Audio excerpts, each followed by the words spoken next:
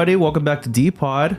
Hey, so today we have a start of a new series. I'm hoping it's a series, all right, but it's the student episodes, all right. And today we have class of 2025 here. Luke and Neil, welcome. Hello. Yes, sir. Glad to be here. Nice. Hey. Wow. So you guys are like, I guess we've had Jason and Matt before as students. So you're not the first students, but theirs was about senior retreat. It was about something specific. This one is actually about you guys. Wow. Let's go. Wow. Do you guys feel special? A little bit, yeah. I mean, got to be honest, I do feel a little special. Nice.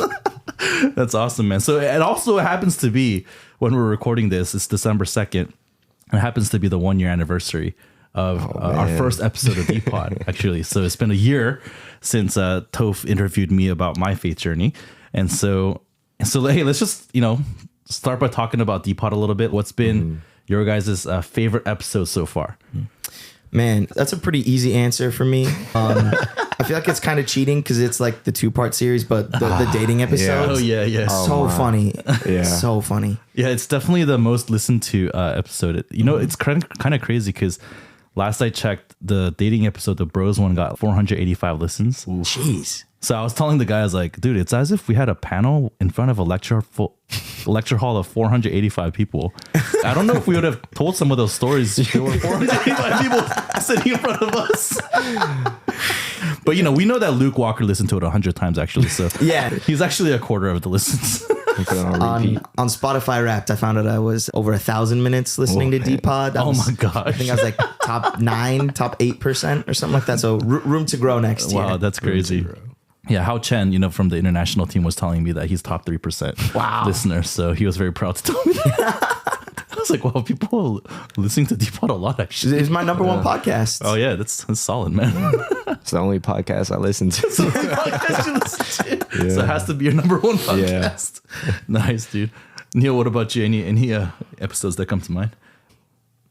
No, just the dating episodes for sure. It's a lot to learn in there, especially like the lore behind the staff too. Oh yeah, the lore, for sure. Sushi dates, the sushi stuff. dates, yeah.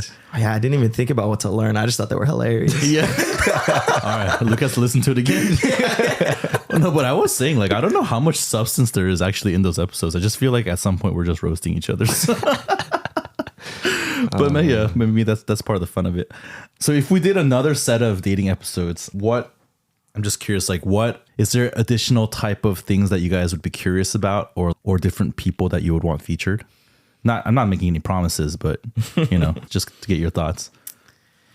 Yeah, I mean, I think one thing that would be interesting for me to hear about is just, I don't know, ways you deal with like the challenges of, wanting to find a romantic partner and those kind of pressures and stuff, like still in college and like freshly out of college. And I don't know, that's something that I tried to do and I did it the wrong way. And so, maybe what the experience was like specifically like while in college or kind of at that young post-grad kind of age. Yeah. So maybe just giving voice to what people were experiencing during that time. Yeah. Because there's different pressures you get from like family, from yourself, from culture.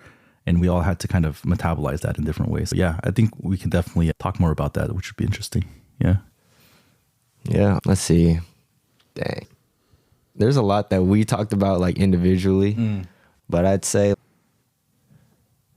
oh man, I think I learned so much about the dating episodes already, finding the right one and then making sure like you guys are on the same page and you guys are familiar with your priorities and stuff. Yeah. Is there a particular person that wasn't interviewed that you would like to hear from? Oh, I think Ben and Amy weren't on the podcast. Oh yeah. I was kind of looking forward to that. Oh, interesting. Okay. Maybe we'll do a guest appearance from Purdue. Well, I thought of one too.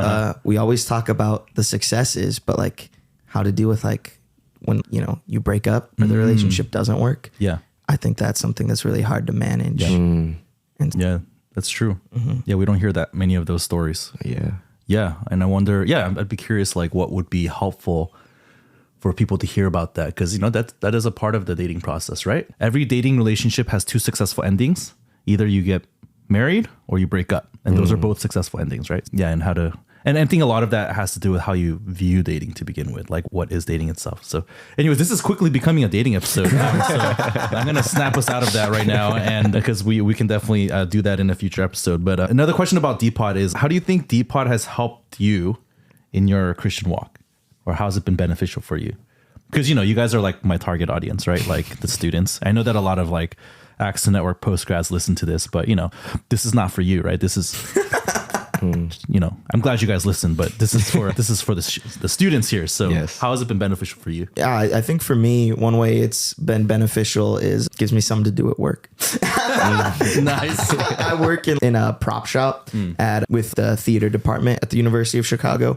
And so I'm like the only guy who works in there either. So of course I'm like the biggest, strongest one. So they got me moving furniture all the time and building stuff. And so I'm just like sitting there. I'm like, man, well, like, listening to music's nice, but it gets boring sometimes. Like other podcasts, I listen to them and they're fun, but you know, it was cool to have dPod. It's getting to, you know the people at the church who I'm interacting with while I'm just chilling at work. I don't know. I feel like that's been pretty cool. And that was actually one of the visions for the podcast, which is like, how do we give more opportunities for content for people who are really busy, our students who are increasingly busy. And I would love to have people in my home all the time and tell stories and haha, and it's fun. And we used to do it a lot more, but yeah, I mean, people are busy, people have work, right? Like you're saying, Luke. And in those contexts, like how do we bring these conversations into each of those people's contexts? And I think to hear that, you know, you use your work time and things like that, where you're able to listen to something and get some of that content, that's encouraging to me. So yeah, that's cool. Yeah.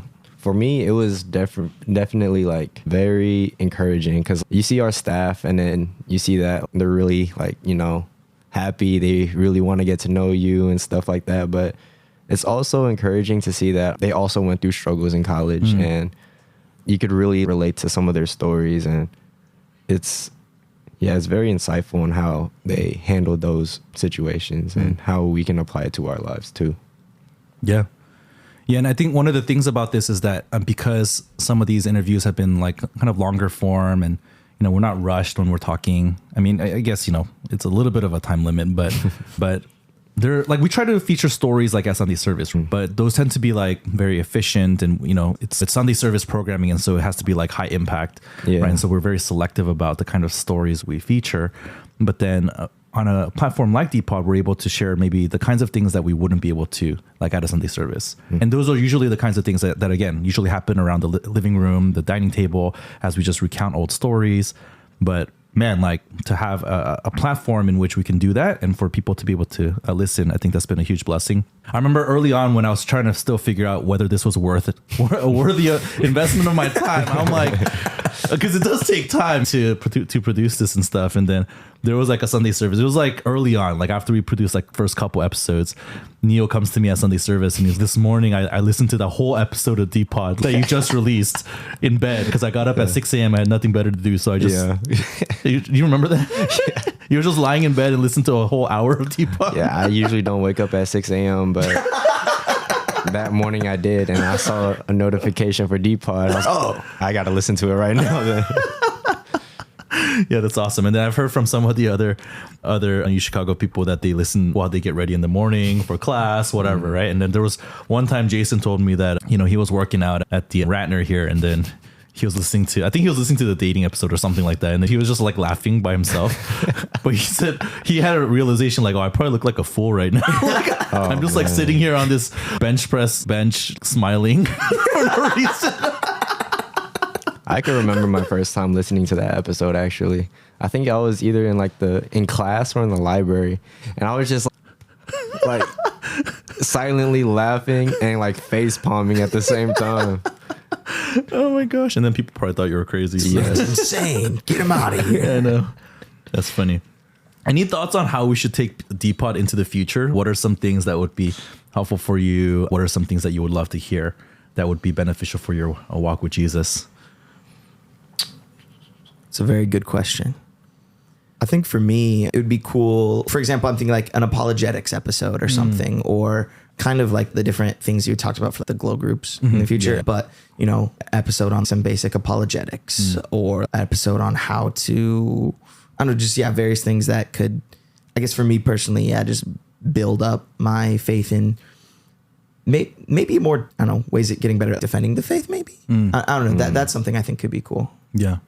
You know, I mean, one thought I've had is also even to maybe feature like conversations between a Christian and a non-Christian. Ooh. You know, because I don't know if you guys know this, but, you know, when the staff were piloting something called Chicago Light Project last winter, you know, and that was kind of an online initiative. One of the things I tried, just one day I tried going to University of Illinois, Chicago, you know, UIC, and I took my podcasting equipment with me, and then I interviewed like random people like on the campus.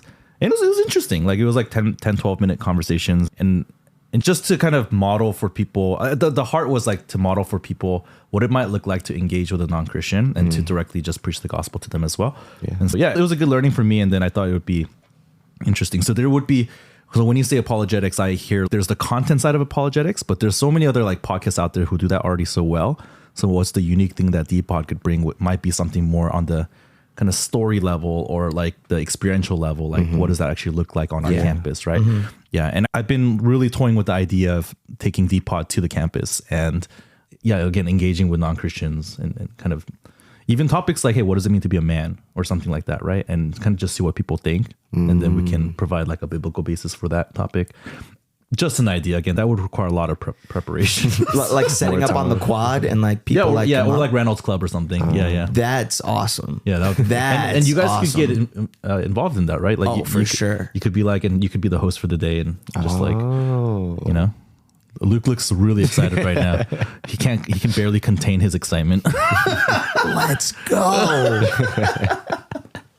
Yeah. Any additional thoughts before we move on into our meat of our conversation here? Yeah. I'm like, maybe that will work at IIT. It's just that a lot of the student population is introverted. Yeah, for sure. It'll be kind of rough getting some impact right there, but Introverted Institute of Technology. Yeah. Oh wow. Indeed. Oh man. Yeah. All right. Cool. Hey, so this episode, it's kind of featuring your guys' stories, your experience, you know, coming to Christ, but also your experience at our church a little bit. So let's start with kind of a fun question. So both of you came into our church as freshmen, both from, you know, obviously different spiritual backgrounds though, but what were some of the things that were weird or kind of different about our church, you know, as you came in? Because I think that's kind of a common experience that people have. Like, oh, that's different from what I was expecting or whatever. And the reasons that you guys might have felt that might be a little different. So yeah, who wants to start that first? Yeah, I mean, I think one big thing was the first experience I had with our church was Stefan and Vivian hosted some Zooms, like Zoom meetings for the class of 25 students to, you know, hop on and join. Was this pre-fall? Yes, this was over the summer. Yeah. So it was like Stefan and Vivian, I was on there, Caitlin was on the Zooms a couple times. Oh yeah. And so that was kind of the first experience. And I was like, oh yeah, like this is pretty cool. But then when I first came to an actual church thing, I've heard it called now like Korean prayer was what I've heard it called. Basically just the experience of, you said like, all right, everyone, let's pray. I picture, you know, everyone kind of, you know, bows their heads and, you know, you pray, but everyone started praying out loud, like individually, everyone at the same time is praying out loud, you know, their own separate prayer. And it just was kind of jarring as I don't know what's going on. And then, you know, whoever was leading it, probably you, then, you know, just kind of came in, then started praying. And then like everyone like silently listened in and was like focusing whoa.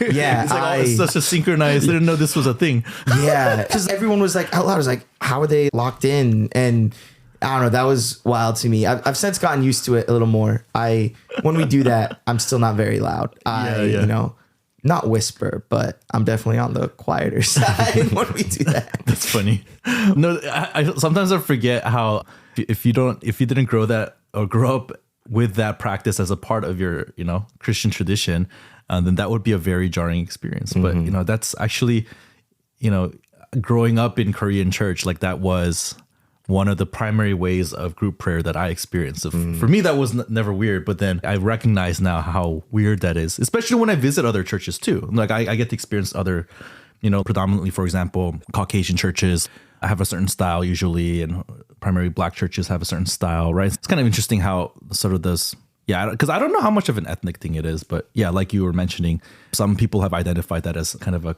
Korean, kind of came out from Korean spirituality. Yeah. Yeah, coming from a Catholic background, there's definitely so many different things, especially the Korean praying.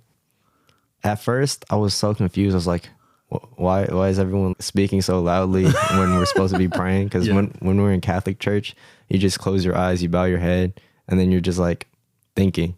Yeah. But when it came to praying out loud, I didn't know what to say at all. So I was like, yeah, God. Yeah. Yeah. And then also, I kind of related to Genji when he was on the podcast, when he saw people when it was like praise time, everyone was like putting their hands up. And I was so confused. I was like, why is everyone's hands up right now? Yeah. That was pretty interesting. Yeah. Was the singing along to a song with the text on the screen, was that weird to you too? Or did you have some experience with that? In Catholic church, we just sung from a book. Oh, okay. Yeah. I mean, it's kind of the same thing. Yeah. Yeah. Yeah. It's karaoke, right? So you realize that every church has its culture and, culture being like what we consider normal and things like that. And then that's a part of and every church has its sort of liturgies as well. Kind of, like you mentioned, even with the kind of praying out loud, we call it praying in unison, right? Praying in unison. And then there's the practice of whoever's leading that group will end the prayer by, loudly starting to pray out loud in a very distinctive way so that everyone knows that's when everyone quiets down. And then, but that's a liturgy of sorts, right? That's sort of a practice that's built into that community that once you get used to it, it helps your spirituality, right? Because everyone sort of knows. So I grew up in a tradition where like at church service, people will stand up and sit down at random times. It's seemingly random times. And no one says anything. No one says like, all right, please rise. Everyone just knows that at this part in the program, so then even when I visit now, because, my parents' church, I'm like, always got to be ready. Because when everyone stands up, I got to stand up too. But because I'm not used to their liturgy, right? So there's things like that in every church that you kind of just have to get used to. And once you learn it, though, it becomes a part of how you express your spirituality. And I think it can be really helpful. So yeah, it's neat. Let's talk a little bit about how you guys ended up in Chicago. Okay. Obviously, Luke, you go to University of Chicago and then Neil, you go to the Illinois Institute of Technology. For people who don't know, that's about 15-minute drive from University of Chicago. It's really close by, right next to the White Sox Stadium, very close. Yep. Are you wearing a White Sox cap right now? Yes, I am. Yeah, there you go. Represented the South Side. Oh, you too? No, he's wearing the Cubs. Oh, you're wearing baby. Cubs. Oh, Cubs, man. Oh, you tricked me because it was a black cap. But it's a Cubs cap. But, so anyways, it's all right. We'll forgive Luke for that. So how'd you guys end up in Chicago? Yeah, I've never heard of Illinois Tech until like I got an email about like admissions. And then they said that, if you apply early, you can get like a pretty good scholarship around $20,000 to $30,000. And I was like, oh, okay, I'll take it. Yeah. Okay. So when I talk to like my friends about it, they've never heard of the college, especially. It's just weird because I guess I was the only one who got that email from my friends, or they just don't really look in their emails. Oh, interesting. So, yeah. I had never heard of Illinois Tech until I moved out here to do ministry at the University of Chicago. Yeah. It's so odd, but. Yeah. It was an email. Yeah. And you were like, it's a pretty good scholarship opportunity. Yeah. So you decided to take it up. Okay. Yeah. And so you presumably you got the scholarship and things like that. Yeah, I got the scholarship. And then they also had the major I wanted, which was biomedical engineering. Okay. Yeah. And I thought the program was pretty good. I was like, all right, I'll just put all my eggs into this basket and go. Yeah, and that's crazy because I remember when we first met you, I heard that you were from California, and I was like, what? Yeah. Why is this guy from the Bay Area in Illinois Tech? It's so random, but that explains it. Yeah, that's crazy. Luke, what about you? Yeah, so I also didn't really know too much about UChicago growing up. I guess the most I knew about UChicago was the Freakonomics podcast. Oh yeah, and the Freakonomics book. My dad would listen to that, play that in the car all the time. So Stephen Levitt, I'm actually taking a class with him next quarter. Oh no way, that's wild. So I'm super excited, and my dad's totally jealous, which makes it even cooler. Yeah.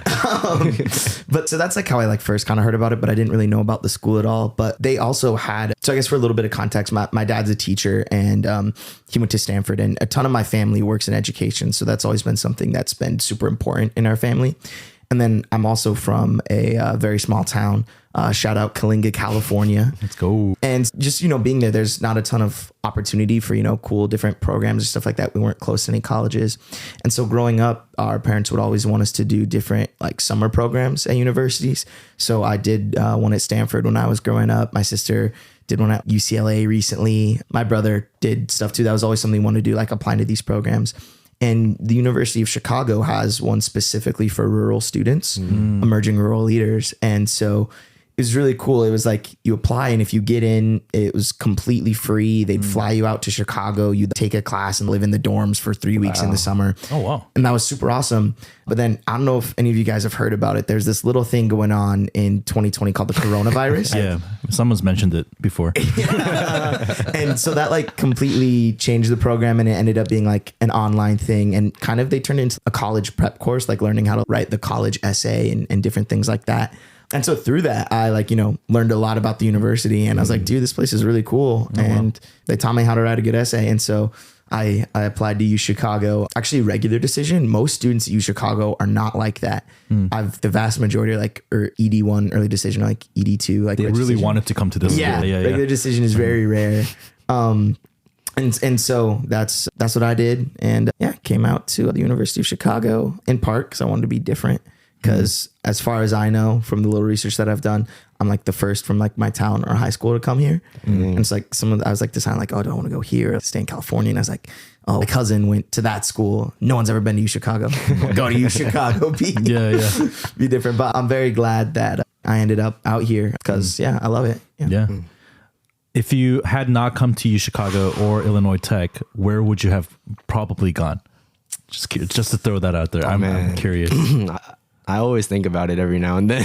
Oh, okay. Yeah.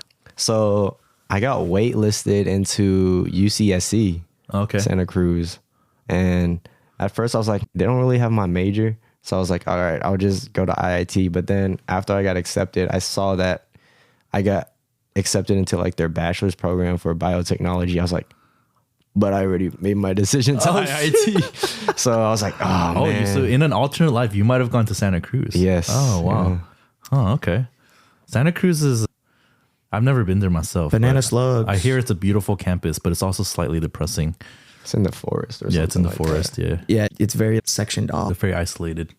Yeah. Chicago.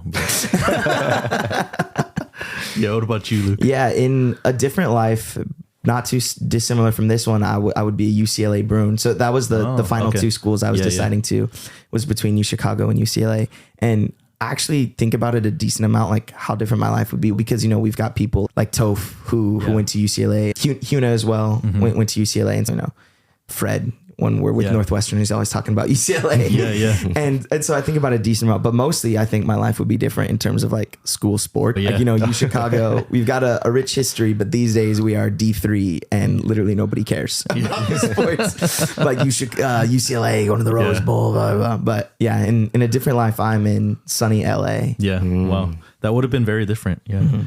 Yeah, I don't know if you guys know, but my alternative school would have been the U.S. Naval Academy. So, yeah, that would have led to a very different life. Yeah. I'm glad that the Lord ushered me into UC Berkeley instead. It was actually after I found out I got a full ride to Berkeley, then it became a much easier choice. Oh, for sure. Yeah. But Naval Academy was definitely. Yeah, I don't know. Yeah, thankful I didn't go there. I definitely would. I don't know if I would have met the Lord. Maybe I would have. I don't know. But I definitely met the Lord at Berkeley. So I'm thankful for that. Let's get a little bit into your spiritual background. Yeah, like maybe we can start with Neil, right? Because Neil, you come from a kind of a non-Christian background, or, you know, Catholic. Yeah. Right. But tell us a little bit about what your spiritual background was like coming into college, or before college, I guess. Yeah. So I grew up Catholic. My parents wanted us to go to church every Sunday. We did the rosary, which is like a bunch of prayers along a necklace every Wednesday night, which was tough because it's the same prayer over and over again. And I didn't really understand the full meaning behind it.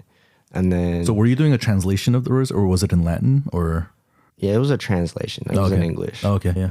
Yeah, and then times got tough. Like my dad went through some things. He went through a stroke. My mom was unemployed for a bit when I was in elementary school.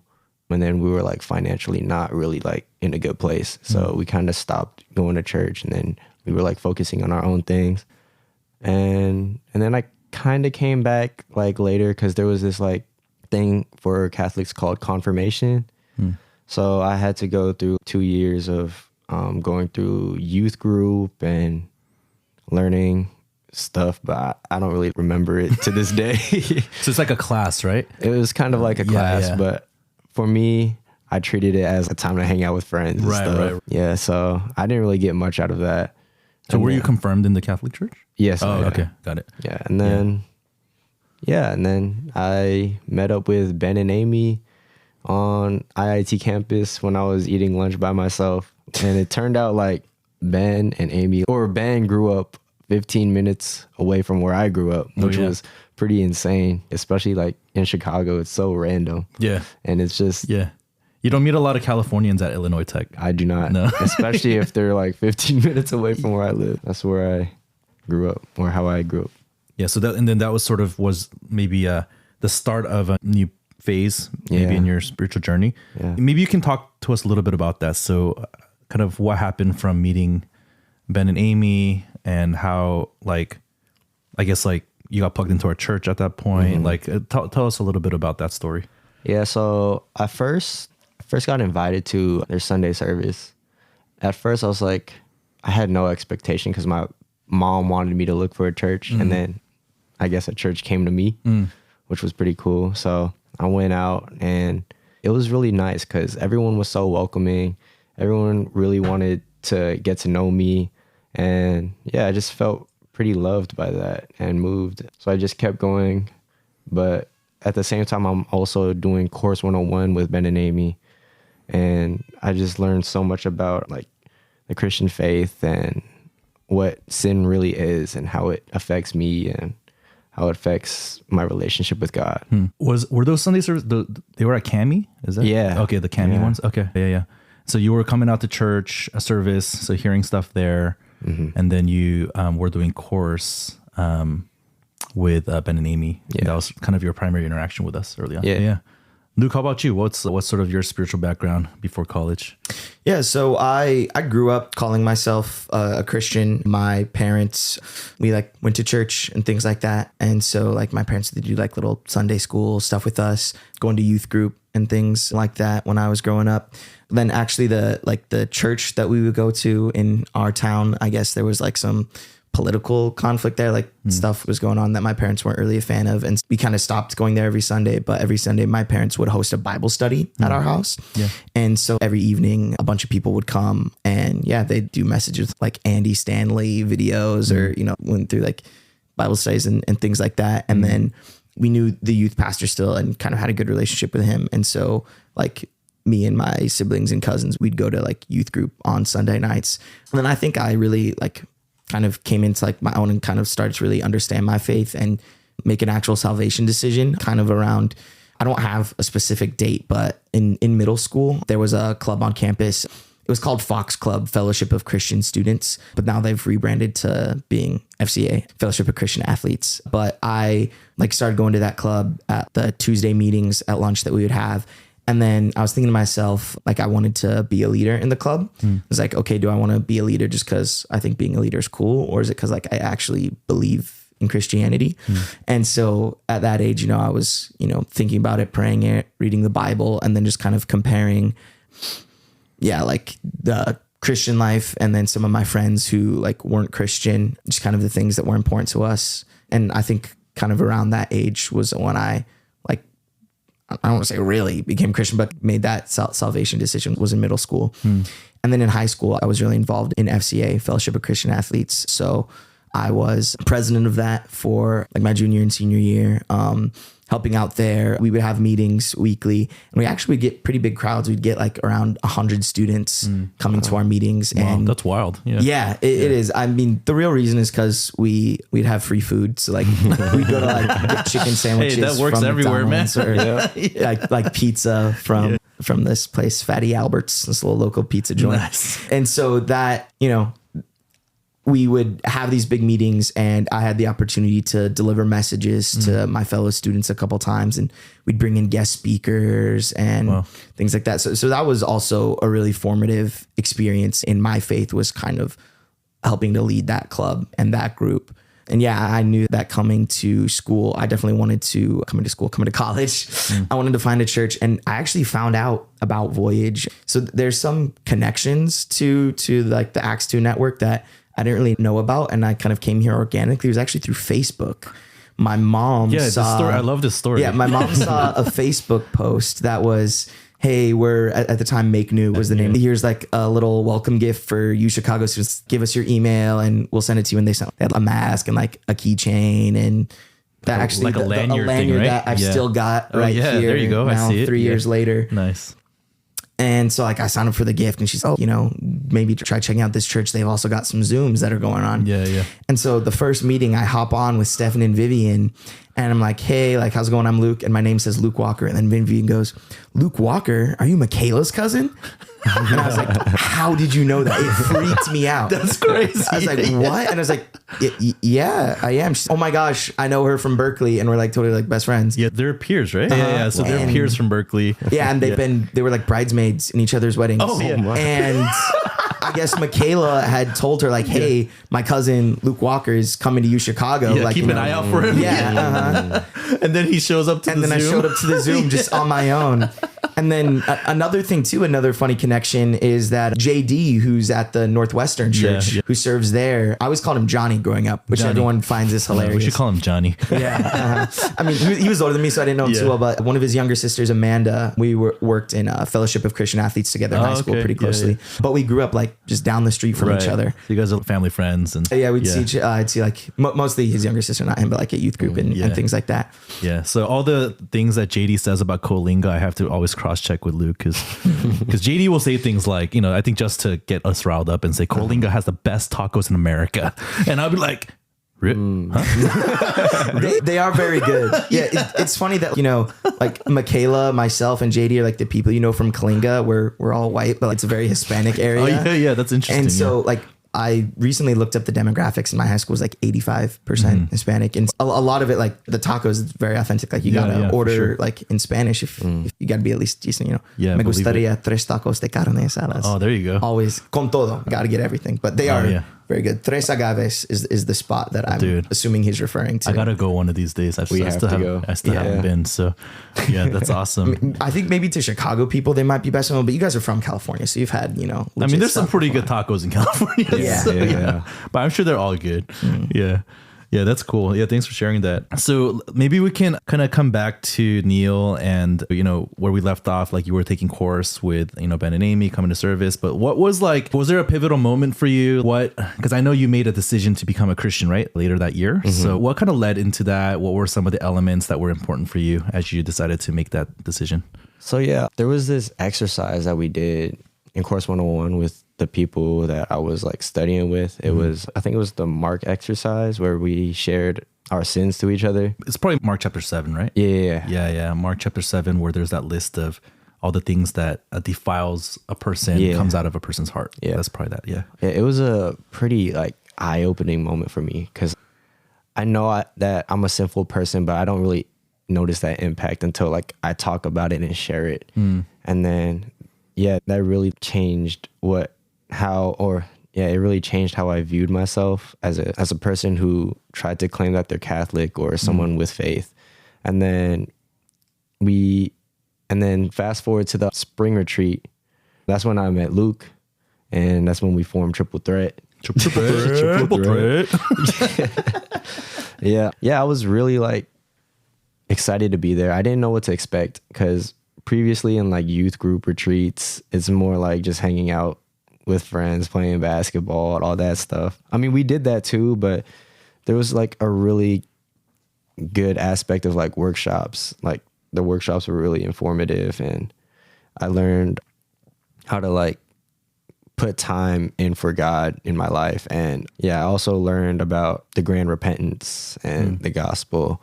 And I was like really spiritually convicted of my sins and how they affect God and my relationship with God. And I was really like tired of feeling anxious and self-conscious about myself. So I think during that prayer time at the end, that's when I really made my decision to follow Christ.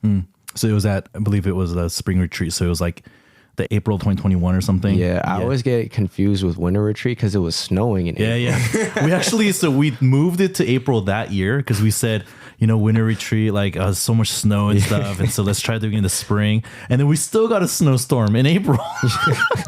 So we're like, never mind. So since then we've brought it back to just a straight up winter retreat.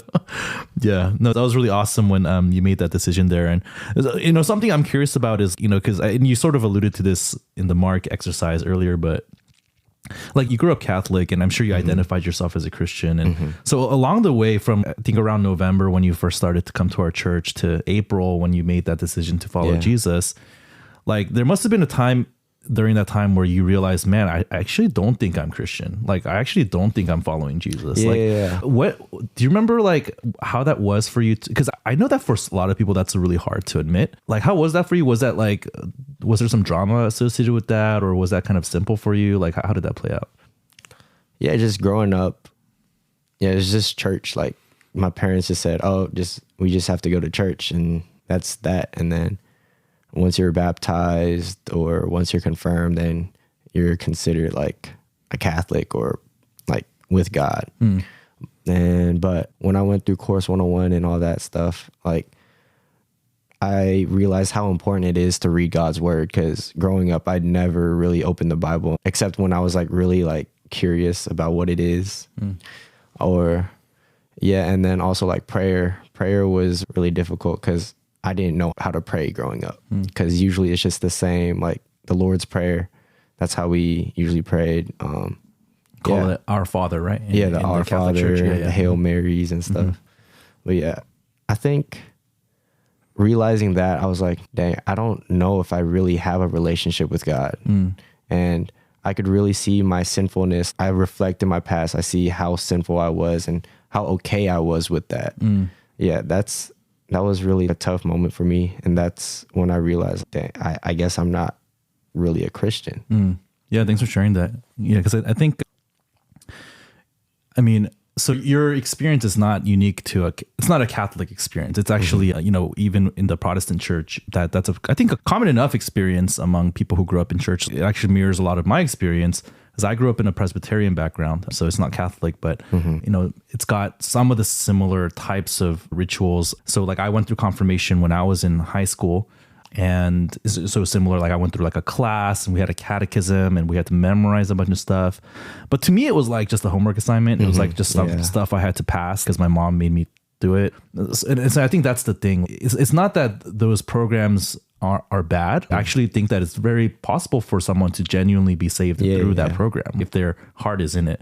But at least for me, like my heart wasn't in it. Like my mom made me do it. If out of wanting to save my mom's face, like I would like do a good job, quote unquote, do a good job. But then it wasn't until college for me too where I realized, wait, I don't know if I believe this stuff though. Like, I haven't fully come to terms with my relationship with Jesus. And it's not these like things that I did, this class that I attended that saves me. It's a me saying yes to Jesus that saves me. And I don't know if I've actually ever done that. And so I think, and that was hard for me to admit. It was like, man, because checking myself off as a Christian, in all the demographic surveys or whatever, like that just becomes a part of who you are. So I even would argue for the truth of Christianity, like with my high school friends. And so it's, what does it mean now that I'm saying I'm not a Christian? What does that mean? But then I think, then I realized, oh, you know what? That's kind of silly. Like it's more important to be in the right place right now with God. Yeah. All right. So let's kind of talk about your guys' time in college so far. Okay. So like, how do you think your faith has grown or been challenged now through your time at our church? Okay. So for Luke, since you came in, and for Neil, even after you decided to become a Christian in your freshman year. So it's been a couple years now since then. Like what are different ways that your faith has grown or been challenged in the past couple of years? Yeah, I think a big thing that's been awesome is kind of having deeper connections with, other believers. Yeah, growing up, I would go to youth group and things like that in high school, but the kids I went to youth group with weren't really my best friends or the people I hung out with a lot. We kind of, we might see each other in the passing period in the hallway, but it was mostly our interactions would be at youth group. But then coming here, people like Neil, and then shout out Aiden as well, Aiden. Yeah, like-minded believers, like actually being like part of like my actual close circle of friends has been super, super awesome and super rewarding. I think one thing too that really I've learned to pretty much do since coming here. I think repentance has been something that's been really big and, you know, part of how I've grown spiritually since coming. Because growing up, you know, I knew that I was a Christian and I was very like by the book in high school. I followed the rules very strictly. I, you know, never went to parties, never even wanted to really, never drank, smoked, and anything like that. Wouldn't get in trouble. And then I would like, oftentimes when I felt like bad about myself or, you know, felt guilty about something, I would compare myself to my other friends, be like, oh, you know, he's over here doing XYZ and she does that. I'm not as bad as them. And, you know, it's fine that I do stuff. And I don't know, even jokingly, like when our parents would like, my brother and I, when our parents would get us in trouble, you know, for doing whatever, Mom, at least we're not doing drugs. We could be so much worse, you know? And that's, yeah. And what would your parents say to that? They're like, who cares? That's so irrelevant. It has no connection. You're, you know, spending too much time on your phone. What, like, how does that have anything to do with, at least I'm not on drugs? But yeah, kind of, you know, getting better at coming to terms with my own sin. And then, yeah, kind of with that, having, you know, a group of friends and people that I'm close to who are believers. And I don't know, the practice of trying to confess your sins to each other, I think has been something that I've learned to do. Yeah. Even recently in college, that has, I don't know, kind of been like a weight lifting off my shoulders and really connecting with others. That moment of being able to admit that and just opening up to other people about it wasn't something that I did a lot, like growing up and in high school. And that's just something that I think has been really special in college. Yeah. You know, that experience of there's something going on in my life that I know I'm not being honest about, that I know I'm kind of intentionally hiding from people. And it's because, you know, our conscience or our guilt about that, you know, is kicking in, but we don't want to deal with it. So then we sort of brush it under the rug, and so we give ourselves excuses. I was actually reminded of the DT from, I think, this past Thursday, where we just started the book of James, right?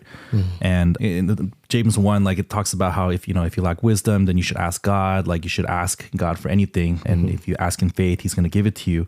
But then it says that we are not allowed to doubt. Yeah. And then it says that person who's doubting, they're not going to receive anything from the Lord because he's a double-minded man, unstable in all of his ways. And that picture came to mind when you were sharing, Luke. It's sort of, that's the picture of the double-minded man, right? It's the one foot here. Like, I want 1 foot in the God section, the Jesus section, where I want to say I'm a solid Christian and I'm really learning to trust Jesus. And then I have my 1 foot here in the world and its desires, and we want both, right? And as long as we do both, as long as we keep wanting both and we try to maintain autonomy in both, then we end up being unstable in all of our ways. And Luke, I don't know if you're able to like kind of speak to this right now, but you know, I'm sure when you look back on that time, there were times in which maybe you felt like your faith or your ability to live out your faith were being dampened or kind of prevented. Yeah. And like, how did that play out for you? Because I'm sure that's part of that experience. Because I think that we can't genuinely experience like taking steps of faith and really feeling like we're one with God when we're living this kind of like double-minded life. And so how did you experience that during that period? Yeah, I definitely was hampered in just, I don't know, even in like a relational sense, I just wasn't being fully honest with the people who were around me. And so like definitely in that regard. And then, yeah, I would, I'd be like reading DT and reading the Bible, and, you know, passages they'd be calling out to me and I'd be like purposefully ignoring them. And, you know, I like knew that I was doing stuff that was wrong. And yeah, with that, just kind of just that gut feeling that I shouldn't be doing this. I think that's probably something we all can relate to in one way or another, just kind of like having that sinking feeling in the back of your mind, like this isn't something I should be doing. I know it's kind of the first time I'd really started to practice like real repentance. And then also with that, you know, kind of opening up to others about it as well. It makes like all the other little things that I would try to hide not seem as big a deal anymore. And it just makes it easier to just, I don't know, live unburdened, I guess, is one way that it feels. It really does feel like a weight lifted off your shoulders when you do something like that. And yeah, kind of having the ability now, I know if I'm feeling burdened down by my sin or things like that, I don't have to just wait for it to pass, but you know, there's a way to, you know, bring it to God and then, you know, get support from those around you, you know, from friends, from people in the church who can, just kind of help you in that time. It's kind of like that was always there, but I wasn't taking advantage of it. So, yeah. Yeah, for sure. I guess it's sort of deception through, like choosing to withhold withhold certain things. And so because of that, I think what you experience is sort of a closing up of your soul, right? Both to people, but also to the things of God, right? And so like that experience of reading God's word or hearing God's word and knowing you kind of have to ignore it because otherwise you'll feel too convicted and otherwise you'll have to do something about it. But it's only when we actually do something about it, then like all these like pathways of faith and God's grace open up and flood into our lives. Yeah. Neil, what about you? What are some ways where you've experienced your faith growing or being challenged since you became a Christian? I'd say obeying God. After I became Christian, I think it was like my first semester of my sophomore year, I was like really struggling. It was like my sophomore year. Yeah, it was a lot of like homework assignments, things that I didn't know at all. And then on top of that, like we're supposed to go to church and then you got to go to Bible studies and prayer meetings.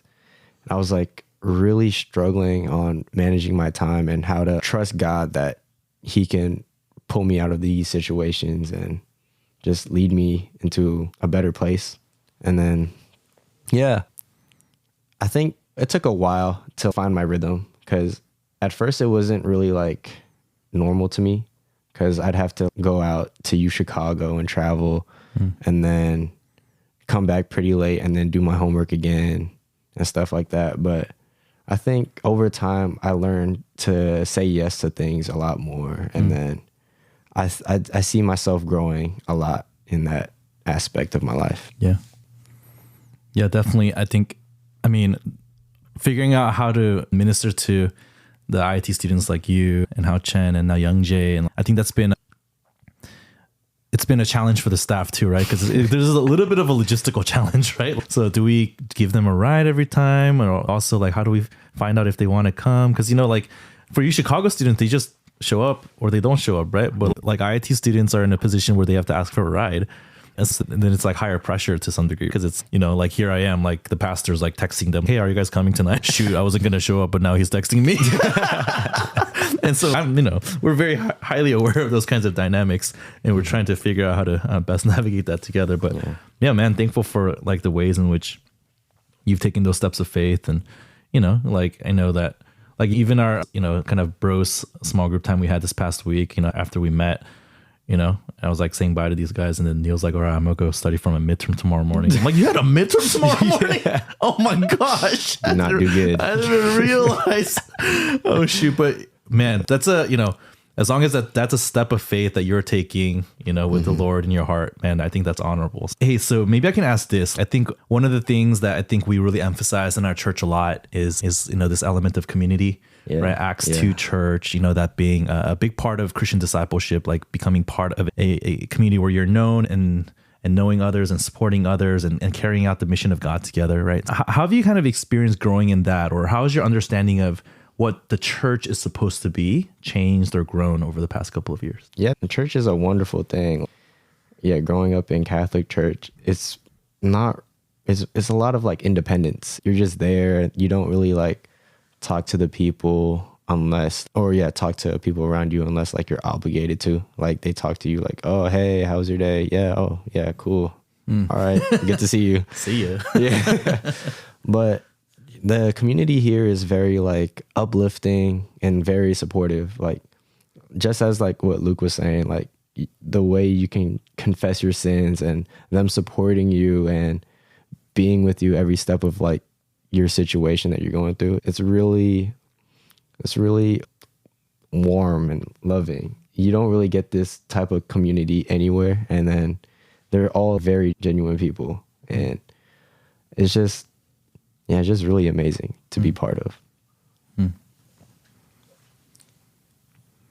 Yeah, man. I think for me, seeing more people like closer to my same age, like living out a walk with Christ. I would go to youth group and stuff, but like I said, I kind of only really would hang out with those people at youth group.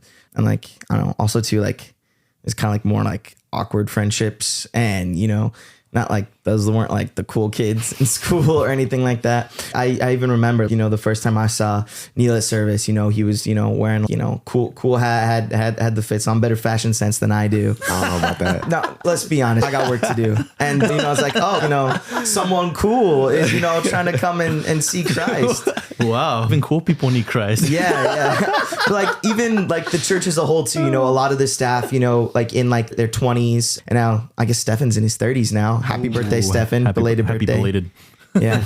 But, you know, like seeing young people like that really living out for Christ was, I don't know, my picture of who's someone who's like a pastor. It's, you know, you kind of had your career and like you kind of retired. So now, I don't know, you're in like 50 or 60. And so now you're going to be a pastor or something like that. But like making that your focus, like young in life, I feel like each one of these people here who like work on our staff, I would predict, okay, you probably would be like a youth pastor at like some other church, but having it like be like a team together. I don't know. It's very encouraging. And yeah, just the whole Acts 2 concept, I think is really cool. That was another thing that kind of threw me off at the beginning. It's like, oh yeah, we're just going to go over to so-and-so's house and oh yeah, we're going to be at, you know, or Stefan's house. Oh, it's actually at, you know, Agape's place. Oh, you know, we're all going to go over to DP's house. And I was like, because we don't have an actual church building here, I don't know, it's just really cool. And a phrase that I've often, you know, heard at our church is, you know, doing life together.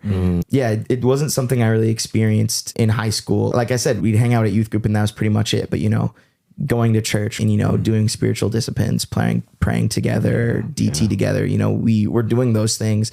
But, you know, we're also spending way too much time at Jim's Original on Maxwell, and, you know, going and hooping up at, you know, retreat till, you know, like 12:30, playing basketball in the gym, and, you know, fun things like that I don't know, I think really I didn't understand how full and fulfilling Christian life really was until kind of being part of that kind of group. Yeah. We talk about life on life. We talk about whole life discipleship. Yeah. You know, I think one of my pet peeves, which I try not to be grumpy about, because, you know, I use this word in that sense too, but, you know, describing church as a Sunday morning gathering, church being a building. Hey, where do you go to church? Like, what people mean by that often is, you know, what worship service do you go to? Yeah. Right. And where do you choose to spend, you know, 90 minutes of your time on Sunday morning? But I think we all know, like, everyone knows that's not church. I mean, if you've been properly instructed, right? But then sometimes it doesn't invade other parts of our thinking. No, we are the church. Like, we are to be the church together. And we are supposed to have a kind of a mutual destiny that we're all going towards as we pursue Christ together. And so I think often a lot of us, we grew up with a very low view of church. And I don't mean like low church, high church in the kind of, you know, like Presbyterian being high church tradition, Baptist being the low church tradition. I don't even know if you guys know what I'm talking about, but because they're like, I have no idea what you're talking about right now. So for people who do though, like, I'm not talking about that. I'm just talking about like how important and central the role of the church is to a believer's life. And I think for me, coming to our church, I learned to have a much higher view of church over time and say, wow, this is actually a big part of God's salvation plan, which is the church of Christ, the body of Christ, the universal church, of course, but also the local church. Like, that's how God is going to not only save people, but after you're saved, form those people into kingdom laborers, right? Who then know how to continue to build into the church, right? At large. Yeah. For me, the church has been a huge encouragement and has really, I guess, directed how I view my ministry, right? Is kind of introducing people to that idea of the church. Yeah. All right. Hey, let's talk a little bit about how you guys manage. Neil was sort of alluding to this earlier, but like, how do you guys manage the stresses and anxieties of being a college student and trying to live out your faith? All right. And maybe the answer to that is not well, but I don't know. So Luke, you know, you go to Chicago, it's a pretty hard school, I think. Right? Yeah. And then Neil, you go to a pretty intense engineering school, actually, with your curriculum is pretty intensive there. How do you guys, or how have you dealt with the stresses and anxieties of that while trying to live out Christian life and, you know, strike a balance? And I don't know, how do you guys do that? Any perspectives on that? I'd say you just maintain a really good, they say work-life balance. Well, I guess school-life balance. Yeah. Just make sure you rest enough. It's pretty important because at times you'd feel like really like groggy or tired, but someone told me that you rest to do work instead of like work enough and then you rest for a little bit. So yeah. And then also it's good to have extracurriculars too. And that really lightens the load a little bit. And just do things that make you happy. And then like basketball for me. But even though I don't really play basketball that much, I'd say at least playing basketball once a month makes me happy. Oh yeah, I did something. Yeah. Okay. Yeah. And then when it comes to balancing going to church events and school, I'd say it's really important to manage your time. Last year, I was really on my phone a lot. And I realized that, dang, I spent so much time like scrolling through Instagram and stuff when I could be doing my work and like freeing time for these events. Yeah, I talked to a lot of people about this. And then I was like, what are you doing like between this time and this time when you could be doing this thing? So I just had to find like a rhythm for that. And then I think over time, I've grown so much from the past that I'm doing work, and then I'm also like freeing a lot of time to hang out with the church. Yeah, that's really important. Yeah, that's really good.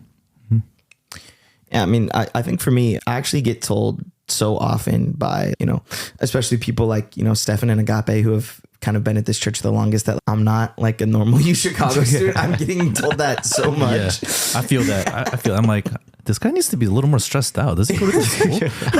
Yeah. But yeah, I mean, I think, with that, I mean, even beyond trying to not be as stressed, just like being such an extrovert, I feel like I don't find very many people like that at U Chicago. Yeah, I mean, that's kind of something that my whole life I always kept super busy. I mentioned coming from a small town, with that wanting to get into a good college, a thing like that, you need to have a really beefed up resume. And, in high school, I would be I think I was in like 10 clubs throughout my time in high school. And so, there would be days where I was at school from, 7:30 a.m. to, like 7:30 p.m. I was a little Troy Bolton. Like I'd go to like drama practice, like still in like my football pants from practice, with like my thigh pads and stuff on. I didn't like to call myself that, but like a couple times someone called me. So it's like, okay, I feel like now that someone else has said it to me, I can say it. But, I think in high school, I really learned how to manage my time. But I was actually shocked how hard it was in college at first. Yeah. Like one thing too, everyone's like coming to college, don't take 8 a.m.s. And then, the thought is, I got up at 6:30 a.m. every day to go to high school. How's it going to be so hard? And it is so hard. It's so hard. Because your mom's not there to wake you up anymore. Yeah. I took one 8 a.m. class and I never did again. And I'm a pretty early riser. But oh man. Yeah. No 8 a.m.s for Neil. Oh dude, I'm not a morning person, but all my classes this semester, Monday, Tuesday, Wednesday, Thursday, 8:35 a.m. Ooh, that's rough. Not fun. Just consider it training for when you have a kid. Oh man. Yeah, but no, kind of in college, one thing that I do is I don't only plan out my time for when I'm going to be doing work. Like I intentionally give myself like, periods of time throughout the day to like just chillax and have fun. And, with that too, it oftentimes makes the time that I'm working a lot more efficient. So like my first 2 years here at U Chicago, I was heavily involved in an improv group off campus, shout out. And we would have rehearsal Monday through Thursday from 7 to 10 p.m. And then we'd have shows on Fridays. And we'd also have rehearsal on Sundays. So it was about 20 hours. That's crazy. 20 hours. It was about 20 hours. And then I actually found when that commitment, me as part of the big performing generation, when that stopped in like my winter quarter last year, I actually found out that I was a lot less efficient with my work because when I didn't have time, that meant when I was doing my work, I was getting it done. Yeah. I wasn't, lollygagging and, oh, it's fine if I go on Instagram here and jumping back and forth. Lollygagging like Neil. I kind of found that I was like, wait, I'm actually a lot more efficient when I'm busy. And I found that like in high school too, like during, the sports seasons when you only have a little bit of time to get your work done, you get it done. Yeah. And so with that, making sure that I'm very intentional about the periods when I'm working. And so I don't know, for example, my work today, like I go into my job and that's from 10 to 12:30 and then classes at 2. Okay. So I need to work from, like 8:30 to 10, I need to make sure I'm actually getting my homework done, because then afterwards I'm going to go to lunch, then I'm going to go to class, and then, okay, now I'm going to work till about 5 o'clock. And then kind of the rest of the day, I'll give myself time to like just kind of decompress and hang out and, you know, go to various activities and stuff at night. And so, but like kind of with that, being super intentional about when I'm working helps me not only be less stressed because, you know, I'm getting work done, but it's getting good work done. And then you're also just in general less stressed when you're doing fun things like dressing up as an elf and helping Santa bring in gifts and dancing in front of a little crowd. Nice. When you're doing Nice. stuff like that, it just makes life more fun. Yeah, for sure. Man. And so, yeah, I think when you make time for those fun things, it just brings me joy. And then, but you know, it is important to work, but I think intentionality is the big thing. I've probably said that word like 4 times already. Yeah, no, that's really good. Yeah, and I think at institutions like the University of Chicago, at Illinois Institute of Technology, I mean, these are campuses that really their main goal is to just drill as much content into you as possible. Yeah. And the thing is, I think that both institutions and most institutions, I think, undervalue the relational needs. And you know, if I think about college experience, right, you're supposed to be being formed as a human being during that time. And that can't possibly be just the knowledge that you're learning, right? Yeah. Part of what you're being formed as a human being during your college years is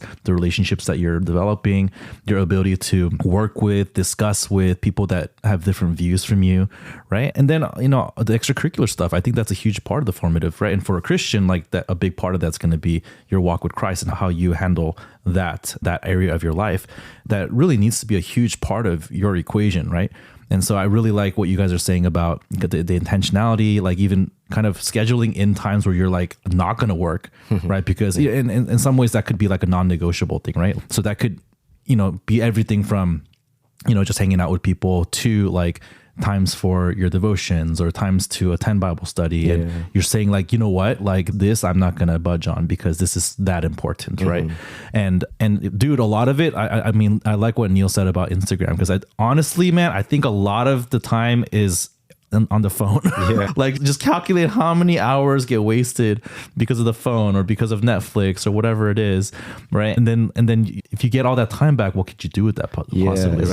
There's so much time that you're doing here, and like, why aren't you like spending it on like going out here or something more productive? How do you not have time for this? Stuff? Yeah, we keep saying that it's so important for us to do X, Y, and Z because of our faith or because we want to hang out with people, and yet we seem to not be able to find time, and yet we have all this time, right? So, yeah, and then with that, the only thing I think I would add onto that is sort of because the thing is like the demand to do well in school is like almost relentless. At least that was my experience. Like I can always study a little more so that I can raise my 92% A minus into a 94% A, right? And so like that the relentlessness of striving for excellence in school, I think over time I had to learn to let go of that as a student. And especially when I went to grad school, I had to learn to let go of it, because that's also when I started actively doing college ministry.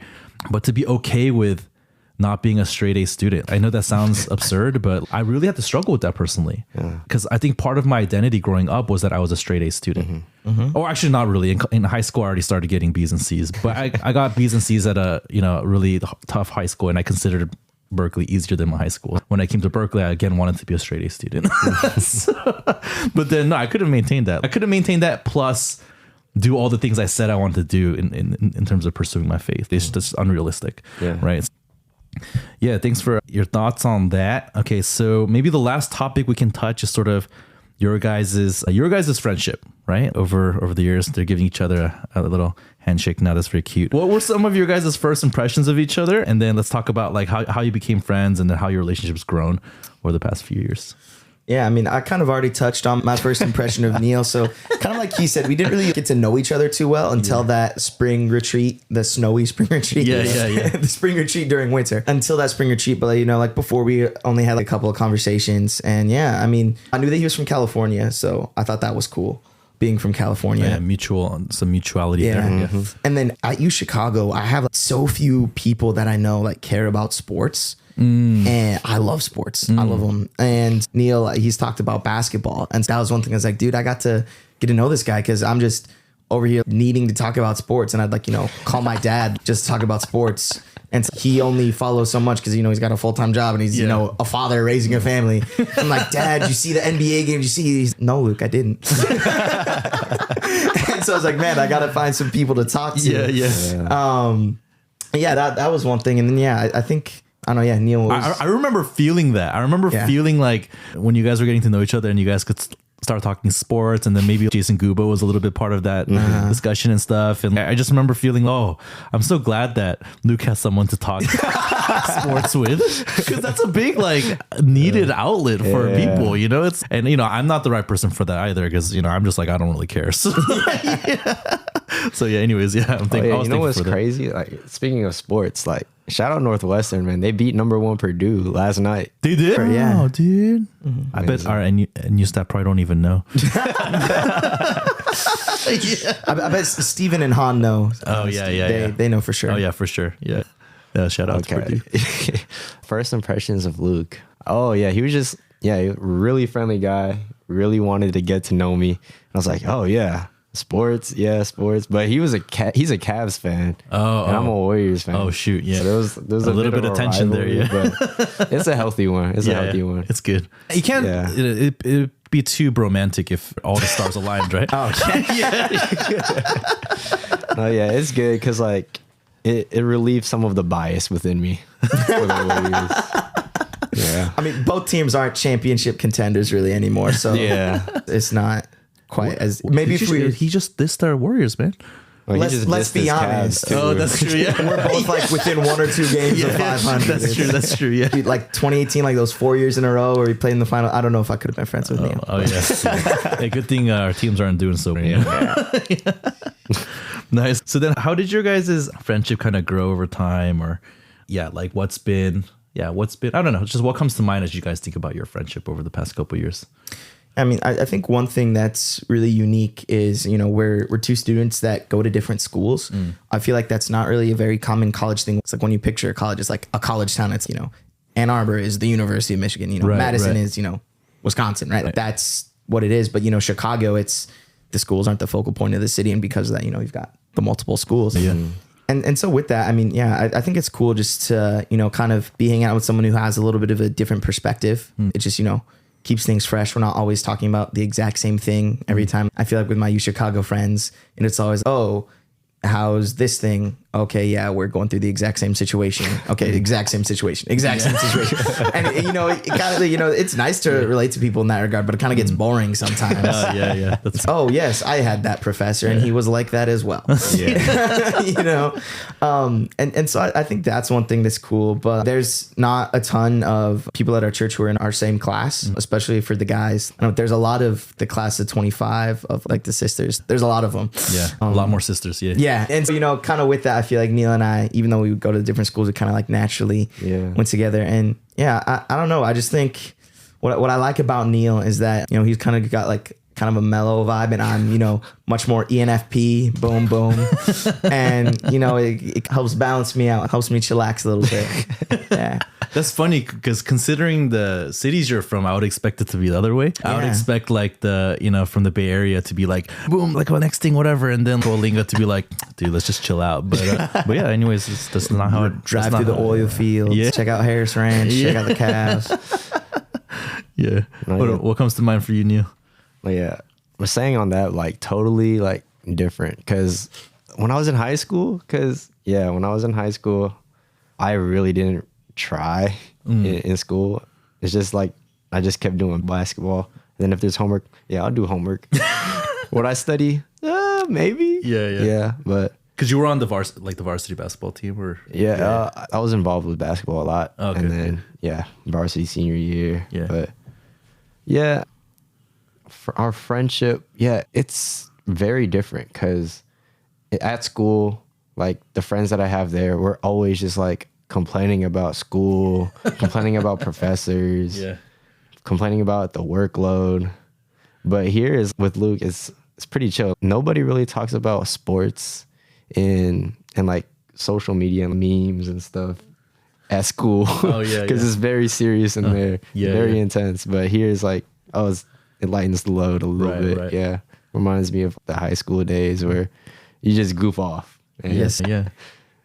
you need that context in which you can just be each other, like just be yourself, right? And just you don't have to be reminded of all the stressful things in your life constantly. Especially when like school is so competitive too. Like people are like gatekeeping assignments. Like, oh man, you're not really that close with me, I guess. So academic posturing is exhausting. It really gets exhausting. Yeah. And Tell me more. What do you mean by academic posturing? Yeah, so just people at U Chicago, and I'm sure it's similar to IIT, but just this idea of, oh, I'm so smart and I'm so well read and I know, so I think Marx has to say blah blah blah and Nietzsche and it's like, dude, chillax. You're 19. You're 19. Just come on, man. Not a full-time job yet. Yeah, and it's like this idea of wanting to look cool and look smart, and I feel like when I hang out with Neil, I don't need to do that because we're just hanging out as friends, and neither of us like thinks that we need to look a certain way. And it's really refreshing to just hang out with people who are like that, and it's I don't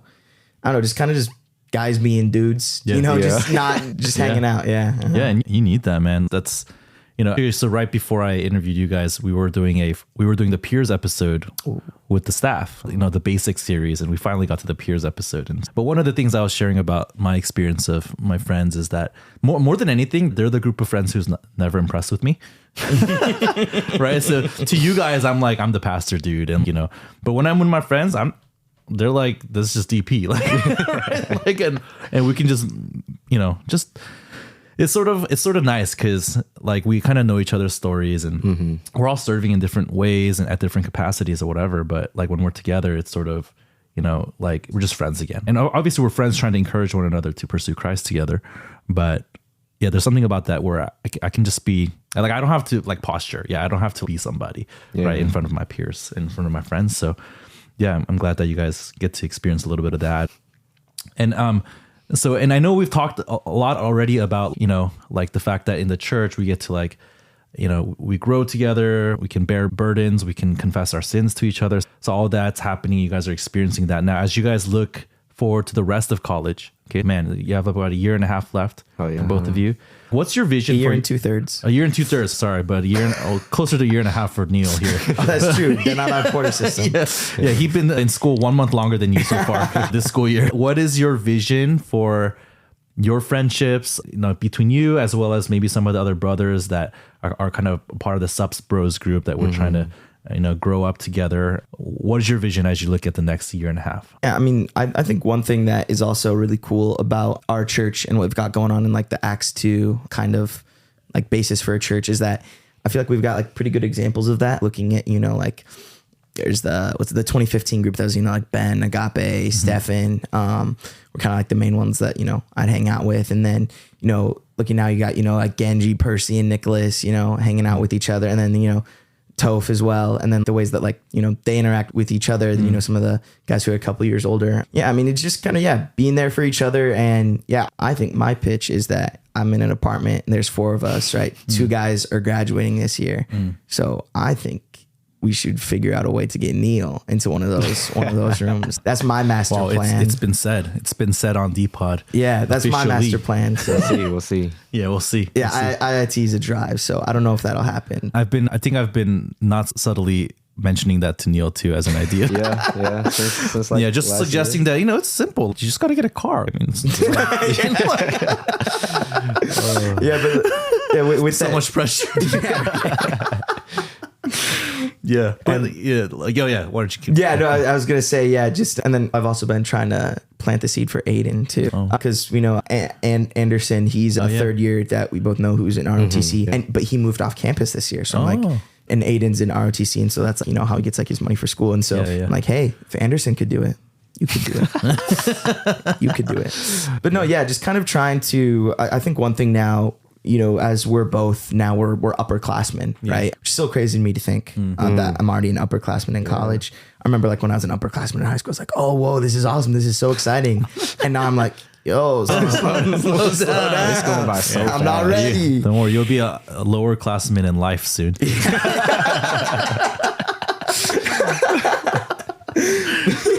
it that way, yeah. But with that, trying to be a figure that someone like first year guys or younger people can kind of look up to and kind of, show how it's possible to, be in college and, be a Christian and, be really committed to your faith and your friends, but, also, still be in college and be a successful student and do something like that. And I think that's one cool thing about us being on different campuses is that, there's more people that Neil or I could reach in that way. So yeah, I think, being the salt and the light for, those people around us, especially, younger ones trying to it's 2 years. We're all adults, but people who, for 2 years in college is a lot. It's a lot. Yeah. You grow a lot in 2 years. Yeah. And so trying to be that for people is, I think, something that I would love to be able to be equipped to be, but then also, like actually doing it, I think could be, super awesome. And not only, helping out other people, but I think when you do that, you grow on your own. Like I had experiences that, in high school, I talked about, being president of clubs and things like that. It really is super rewarding to see other people grow, but then you learn a lot about yourself through that experience. And I'm sure you definitely relate having, done ministry for these years about, not only is it awesome to see how other people grow, but the growth that you get from that as well is really second to none. Yeah, for sure. Like I think in some ways, one of the reasons God wants us to engage in ministry is for us, right? It's not so much, as much as it is for people under us, it is really for us, and we get to share in God's heart in a lot of ways. And I thought what was really neat from Luke, what you were sharing, is this vision to maybe, even as you think about younger people that you want to reach and be a blessing to, like expanding your horizons to beyond your campus, right? Like it's neat that the situation we're in, like Luke, you could legitimately get to know some of Neil's friends if you wanted to, right? I mean, and Neil the other way around too. And you could like even have a sense of ownership over the campus that's not even yours, right? Because it's like right there, right? And these are all people that I could potentially bless, right? And I don't know, like I never really thought of it that way, because I mean, I think on our other campuses, like the big campuses, we're always trying to give vision for the upperclassmen to really take ownership over the younger classmen, obviously on your campus, but there's no campuses nearby that you can own like that. But for us, it's a little bit unique. So there's also 40,000 students there, and got 7,800 undergrad. Yeah, for sure. Yeah, I think IIT and Chicago combined, it's like 10,000 for undergrads. For undergrads. Yeah, it's funny coming to college. Everyone's Chicago's so small, and to me though, like Chicago undergrad plus grad students is more than Kalinga. Oh wow. Yeah, and so everyone's always it's so small, it's so small. To me, I'm like, this place is huge. Yeah. Actually, Chicago is not a small campus. It's just the undergrad population is small. Yeah, because in most campuses, the undergrad population is way bigger. But I think here it's like over 2 times the size of the undergrad population as the grad. It used to be. It's a little closer now. Undergrad is, last time I checked, which it's been probably like close to a year, it's like 7,800 compared to 9,000 or 10,000. So the grad school numbers has dropped a little bit. Okay, yeah. We're catching up. Go Maroons. Nice. All right. Nice. Neil, what about for you? What in terms of vision for the next year and a half or so? Yeah, maybe trying to start the student org at IIT. Oh yeah, okay. That's really a big milestone for us, and it's kind of tough because the student government is pretty like selective with their student orgs, and there's already like some Christian groups there, so we just got to make sure we can find, or we already know how we stand out, but we just got to go through that process. And the biggest obstacle is just finding an advisor for that. Yeah. So yeah, and then also there's a lot of room for us to grow too. Both campuses, like we're also thinking about starting some accountability groups, and just that's a really good way to grow in our faith and get closer together too at the same time. Yeah, that'd be awesome. Yeah, I mean, if we could get a student status or student org status at IIT, I think that would definitely change our Illinois Tech game there. Yeah, because I mean, we can get traction doing outreach there even without that status, but it'll give us legitimacy. We can get rooms on campus. I mean, and there's some nice auditoriums at IIT, man. I'm like, maybe we should just do all of our stuff at IIT and move our primary campus to IIT. Definitely, the rooms are bigger there, man. We're outgrowing I feel like. I mean, we're not like really outgrowing it, but this lecture hall that we use right now at Chicago. I mean, when we have visitors, that place is like crowded, right? Yeah. So, I'm always thinking about a couple years down the line, like what rooms are we going to use?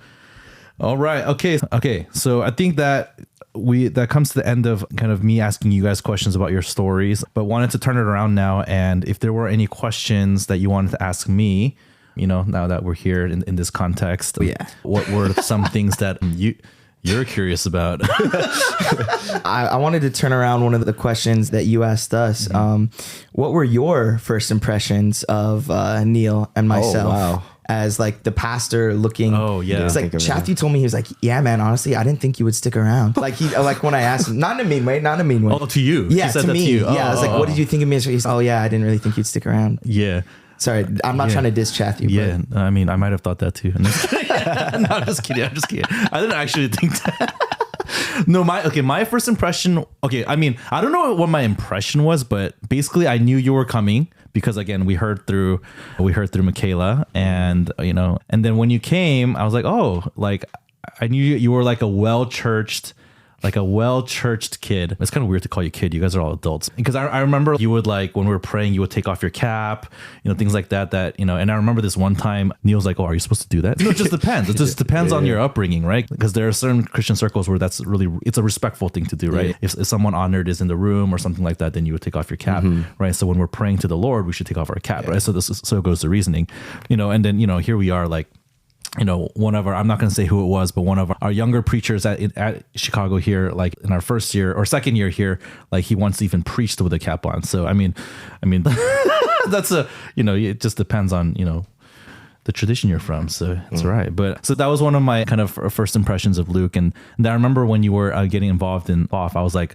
oh man, we're just not going to see this guy basically for the next 2 years, which was kind of true. But no, but then I think what I always took note of was kind of I think you mentioned to me multiple times, even through that time, that you really want to get more involved. And, but right now, the off thing was kind of taking up a lot of your time. And so that was sort of and I remember encouraging, because, I think our staff were very eager to get people plugged in, get people growing as soon as possible.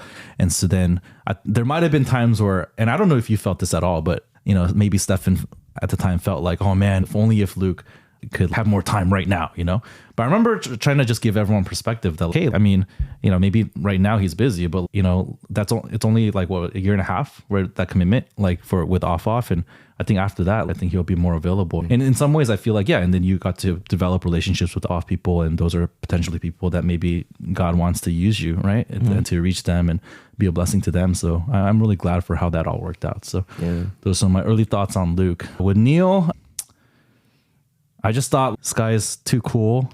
What? And I'm just kidding. No, it was probably just your dress, and then you're like a baller. And I was like, I hope that Ben can handle him. No, but then I quickly heard that you guys had all these connections. So I was like, oh, that's nice. And then, you came out to church and stuff. And, I was just thankful, I think you added to the diversity of our group a little bit, like in terms of just the personalities and, kind of like that. Yeah, that's what comes to mind, at least. I'm sure I had other thoughts, but I've since forgotten. It's been a while. Yeah. Anything else? Yeah. You got anything? Because I got another question. Is the past, present, future of IIT. So what was your first impressions of IIT? Its culture, its campus, and the people around it, and the food. What's your current opinions on it, and what do you see in the near future for IIT? So my impression of IIT when we first went there is it's a small campus, a lot of international students, and I felt like everyone was introverted. Yeah, so it's crazy because we'll go to a campus and the things that we'll do are like we'll do surveys, like spiritual surveys. We'll go to the dining hall, we'll just talk to some random students, see what that's like, and then we might do something a little bit more like outreachy, like questions for God, or like just stuff that you do like out on campus. And I don't know, I guess just compared to my experiences at other campuses, like people are a lot more quiet, a lot more people like sitting by themselves in the dining hall, I think. That's more and more common nowadays, but I think even more so it was at Illinois Tech. And so those are some of my first impressions there. And then when we first, so I think it was your freshman year, Neil, when we commissioned Ben and Amy to officially take on that campus as their mission field. And then they started doing outreach. Man, it was hard. And then I think it was really hard to find girls on the campus. I think it is a largely male-dominated campus. but doing outreach there was hard in that respect. And then it was hard because we don't have official status there. I guess current opinions on IIT, like I think the way that I view it right now is that it's a natural auxiliary campus for us. I mean, we can't not reach that campus. It's like 15-minute drive. That's for perspective, that's closer. So a lot of the Berkeley staff, they live in, especially if they're married or they have kids, they live in Alameda and then they do ministry at Berkeley. That's a 25-minute drive, like on a good day. It can be longer if there's traffic. So, I mean, it's closer than that, right? So there's no reason why we shouldn't be able to reach this campus. I think though the reality is though that it's two different campuses with two different kinds of students with two different rhythms and literally the campus, like besides our spring break, which happened to overlap, which I'm thankful for, you know, starting ending times are all different. So that makes it a little bit of a logistical challenge. And in terms of future plans for IIT, I do think that I do really want to kind of what you mentioned, like the student group thing. I think that's going to be the next step. I think it's going to be hard for us to get anything with like legitimate traction on campus unless we get ourselves some sort of legitimate footprint. Or like the other, let's say we get rejected for that again, then the other option would be like maybe to have someone or a pair of people live like right next to campus. Yeah. Because I think we just need a physical gathering place that can become a regular place that people can come to. Otherwise, it's really hard to start a community there. That's sort of on my mind. And I definitely do want to dedicate like a group of staff or to actually start that group there. Yeah.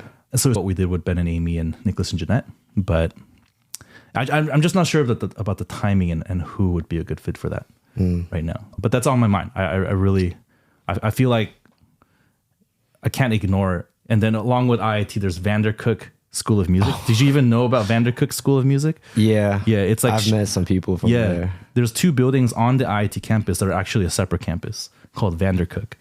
Yeah, and random story, but like a couple months ago, some of the brothers and I were meeting for breakfast here at RU on the University of Chicago campus, and we were doing our devotionals.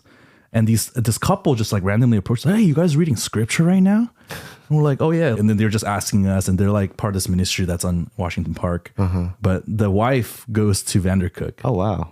And so she's like, "Oh, we know Vandercook. We prayed for Vandercook." She's like, "You guys prayed for Vandercook? Why would you pray for Vandercook?" "Oh yeah, because it was on the list of like campuses without a gospel community." And so we were there praying for you guys on your two buildings. And so she was really encouraged by that. So definitely, I mean, so like I said, like we want to do something there. It's really a logistical challenge at this point. Yeah. All right. Anything else? Last questions? So I don't know, this is kind of a hard shift from the other questions, but I don't know, one thing that I was curious for your perspective as a pastor is like, when do you know that God is calling you to do something versus when it's something that like maybe another person is calling you to do, or like you want to do? Like, how do you know when it's actually God who's calling you to do that? Like I'm picturing, is it like me who wants to do it? Is it like my parents who are telling me, or, it could even be like someone in the church is telling you to do it, but that might not be what God is calling you for your life. And so how experientially have you, kind of figured that out? Yeah, that's a good question. I don't know if I have the answer I'm about to give.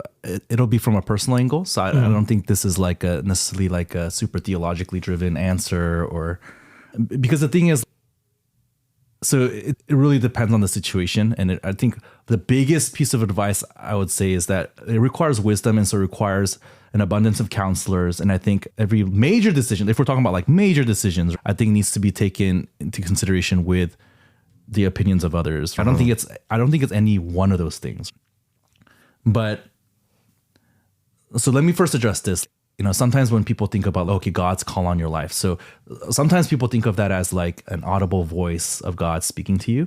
I personally never experienced that in my life. I know people who do, and I know people who are a little more maybe sensitive to that and things like that, and I think it is a legitimate way to hear from God. I just don't think that it's like super common. And then it's dangerous because, like you're saying, it's hard to know whether that's my voice or if that's God's voice. Yeah. But I think what I would say is that if God's calling you to do something, it's going to align with scripture, right? So it's going to align with God's teaching. So if you're hearing some direction for your life, and it's, whether it's from your friends or from people at church or your family, and that seems to go against some principle that God has been trying to show you through scripture, through his word, through your study of God's word, then I would be immediately suspicious of that. Then I'd be like, okay, what is going on there? Because and which is why we need to continually kind of be in scripture and hearing from God in that way, because I think that's the primary way in which God speaks to us. And then I think I would get the advice of like mentors that I trust who know my life, right? So these are not like random mentors, right? These are not like, you know, like someone I'm going to email, like some Christian out there. Hey, what do you think about this? No, they need to know who I am, right? They need to know my struggles. They need to know how God's been leading me thus far and kind of, okay, where am I, God? So in the abundance of that situation of having a lot of counselors who know me, then I can get wisdom about what my next steps are in life. And then for me, at least practically, when it comes to these faith decisions, like big decisions, my parents' perspective has been, I'll just say that it's been a complicated thing, because now, I think when I was younger, I sort of was a little bit too simplistic about my parents, because I felt they were new Christians and, they didn't have a lot of like biblical values at the time, like when I was growing up. And so I wasn't sure how much to trust what my parents said. But then I think over time, I've come to realize that actually, even in the things that they're saying, there's some truth there that I need to digest. And so I know that's not a very clear answer, but that's sort of personal to me, like how I've experienced that. But what I would say is that like with big decisions, it's really been the advice of my leaders at church. And then it's been kind of what I've been hearing from God. And then I would say that a big way that I think God has led me and called me is actually just through situations that have come up. And I think that in my experience, that's been a big way in which God kind of gives me opportunities to say yes to him. So even from things like how did I decide to stay at our church, for example? A big part of that was made easier because I got the offer to do a master's program at Berkeley.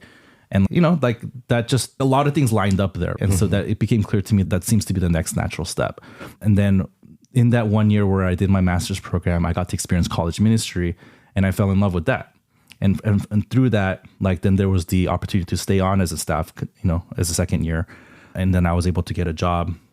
I mean, I looked for jobs both in NorCal and SoCal and things like that. But then I found a job in the Bay Area. And so a lot of things were aligning right there, right? So it kind of became a natural decision. I don't know if you have any follow-up questions or if that's even answering the questions. Yeah, I don't know what you guys' thoughts are. No, yeah, that definitely makes sense. Yeah, I think, I don't know, like consulting others on like big life decisions is, I don't know, not like a new concept. I think growing up, and especially as you like become an adult for the first time, that's something you don't want to do. You're very excited about, I get to make the choice, and it's like me who gets to do that. And really college is kind of your first experience really doing that. Then like I was thinking, I was like, actually, I did consult people on a lot of the big decisions in my life. Like, for example, when I went to college, it wasn't just I decided. I talked to my parents, I talked to my grandparents. I was like talking with my teachers and my friends. What do you think would be a good fit? And it's okay. No, I did consult people that I trusted. And then, thinking about other things like that. It's important to not, I feel like we oftentimes can get tunnel visioned on things that we want. Yeah. And then I personally think that like when it comes to all those intermediate steps that we take, what school, what job to take after, like, where am I going to be? I mean, I don't know if the helpful question is what does God want me to do? So I think that God can lead you whatever decision you make is sort of one way to think about it. You just don't want to make an ungodly decision, right? And there's some clearly wrong decisions, right? But sometimes those decisions there are decisions that you have to make that are hard because you seem to have 3 equally okay options. And maybe it's fine either way. I think there's certain things that are very clear that God wants us to do. Great Commission, or, like the 1 Thessalonians 5 verse that we talk about all the time, give thanks in all circumstances, for that is the will of God in Christ Jesus for you. We should give thanks. Like, have you been giving thanks? It's like, right? There's some like very high level things that we know God wants us to do. And no matter what situation you're in, there's God's will for you in that situation. So sometimes, our favorite joke sometimes is the student who's wondering, does God want me to be a biochemist or a chemical biologist? It's like, I don't know. You should pray more about that. BCS. Yeah. But, and then we can make fun of that, but maybe that's equally how some of the other decisions that we are so stressed out about maybe that's what that seems like on the grand scheme of things. Like when we take eternity into perspective, just make a decision. Like, get the advice of people though, right? I think the foolish thing to do would be to not get anyone's advice and to like, just be like, this is the way I'm going to do it. Like, okay, like genius. All right. Good luck with the rest of your life. Right. But like, as long as you're not doing that, okay, then at some point you just got to own your decision. Right. And then you got to make sure that whatever those specific decisions are, like you're still going to follow God, right? Like wherever you go, right? I mean, that's sort of a different maybe perspective, to have. Yeah. I've been thinking like, about that. And, now as an upperclassman, okay, what am I going to do after college? Like once I'm done thinking about job and things like that. And, like, I don't know, I'm thinking about like, I would love to stay on here and, be a part of the group here. That's something, but would that be good for me? Like, is that, how does that work with the job I would want to get? Like, how would that work with, what I'm best equipped for? And that's just been something on my mind a lot lately. Yeah. And those are big decisions. It feels really big. And as you guys approach senior year, that is going to be the big decision. And and that's what's so special about senior retreat, actually, right? So when you're senior, you guys will have a chance to attend the Acts 2 Network wide senior retreat. And that's, that everyone there is thinking about that, right? And that's sort of the big subject, actually. What's your life going to be about, right? And what your life going to be about, again, that question can be answered in a narrow way. Okay, in the next year, am I going to be a part of this network or not? There's that level to it, but there's a deeper level to it, which is, okay, no matter where you go, though, let's say that like you're moving on from Chicago to a different place to pursue whatever, right? But I think you'll know in your heart whether that move is that move about honoring God or not. Right. And there's a way in which we can think about our future that really ignores God, the God part of the equation. And I think that would be the thing that's dishonors God. Right. And no matter where you actually end up, hopefully the firm commitment, has to do with our new network vision, right? Which is launching kingdom workers, lifelong kingdom workers from every college town. Right. And our purpose and our hope is that we would launch you out and that you would be a lifelong kingdom worker wherever you are. Right. Yeah. Cool. Any last questions or thoughts? Just anything that you would want to say on the dPod that you haven't had a chance to?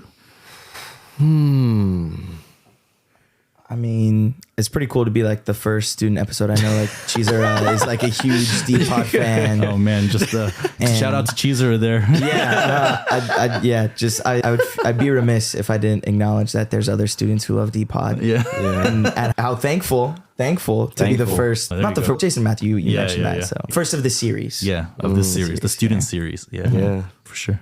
I got a question about like discipline, because it's easy to make a schedule. Oh, here's this time for this slot. You can go to the gym at this spot. Or it's just over time when things start piling up, it's really hard to maintain that discipline to stick with the schedule.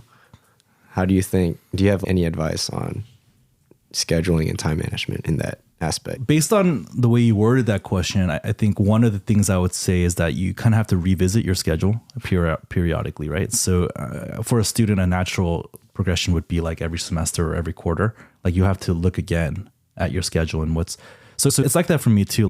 Like it's not because I'm out of school. Like I actually struggle with time management even more now, I think, than maybe ever before, because no one's telling me. I mean, I have certain things as a network staff, as a full timer for our church, that I have certain expectations and things like that. And that really helps, like to kind of help prioritize my time. But at the end of the day, I have 24 hours in a day. I have 7 days a week.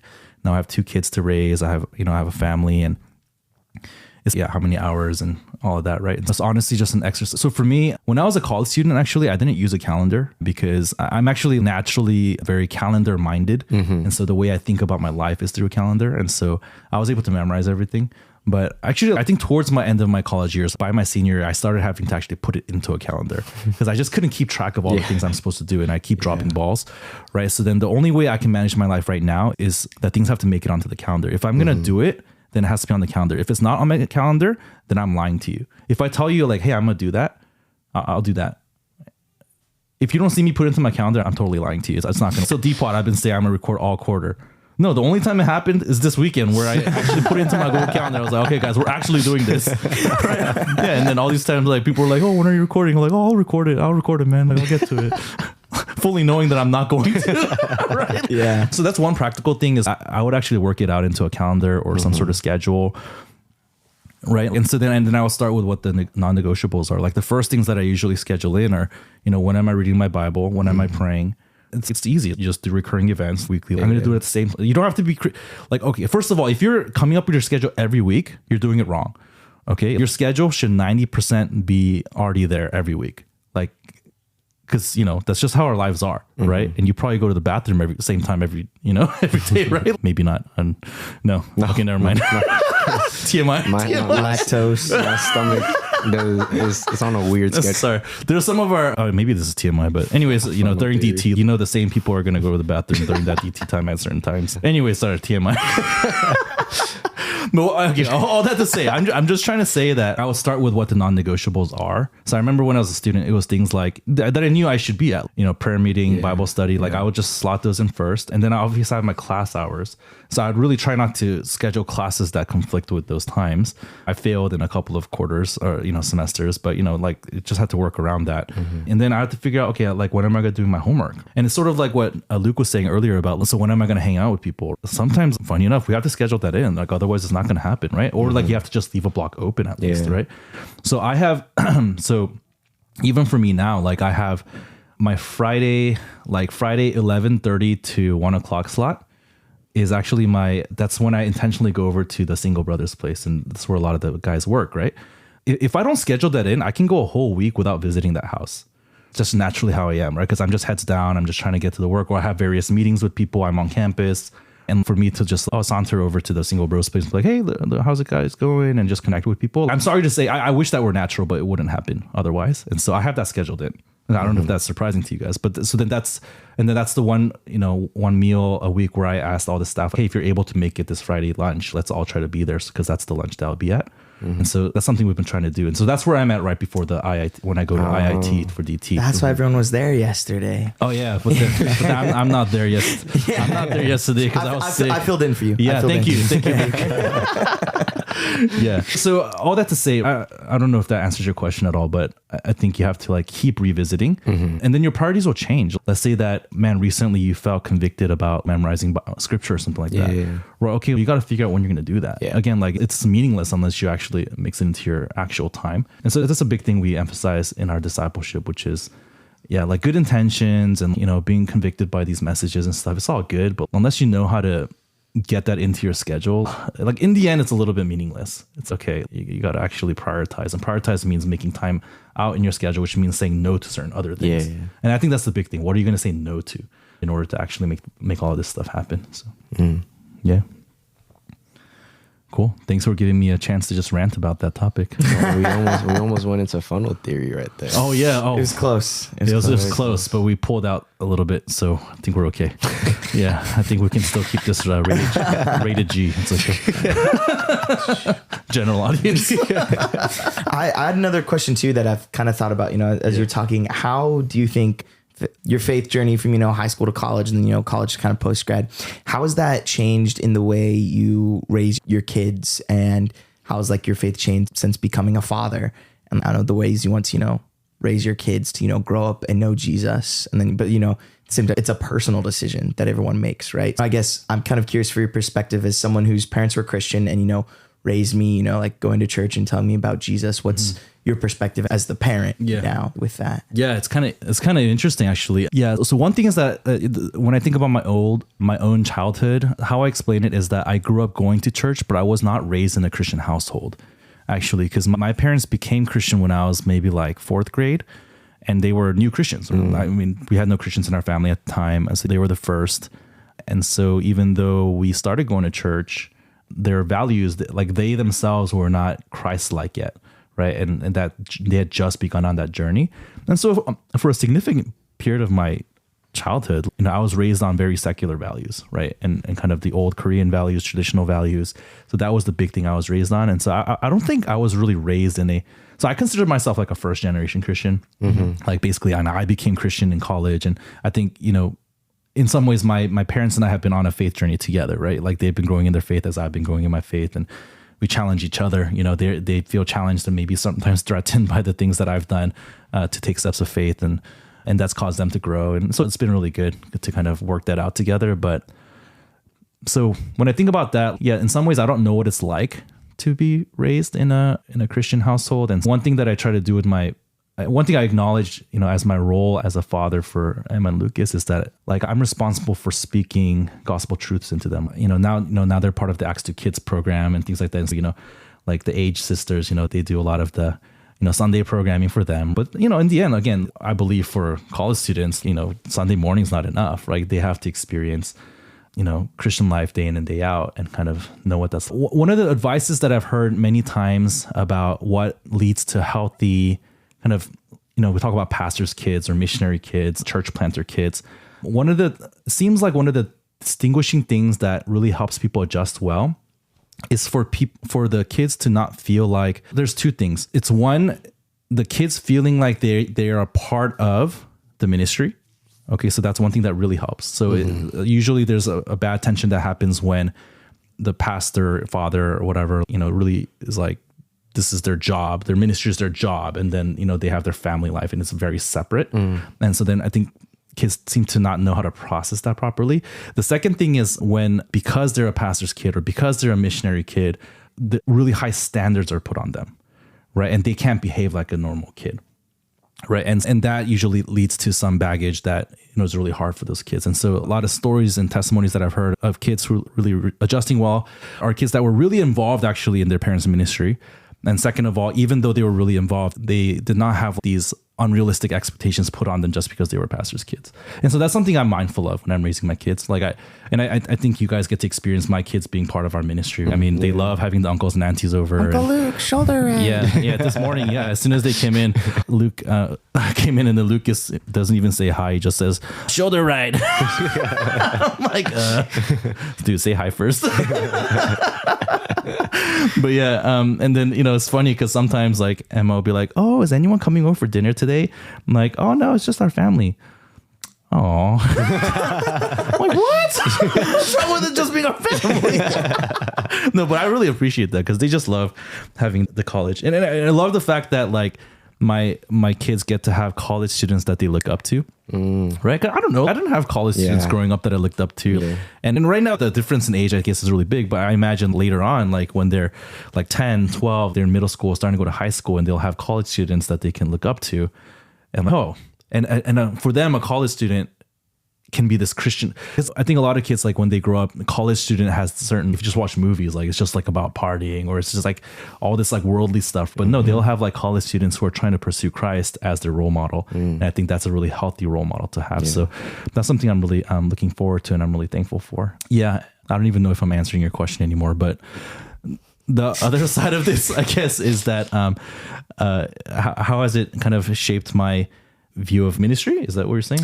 Or ministry, or your own like personal faith journey. Ministry, that's an interesting thing to hear about as well. I think that definitely having kids has mellowed me out as a person a little bit more, especially having a daughter as my first child. It's interesting. Before we had a kid, a lot of the older sisters in my life, like they kept commenting that, DP, you need a daughter. And I was like, what does that mean? And why did different people independently keep saying that to me? I got a group chat. Everyone tell DP he needs a daughter.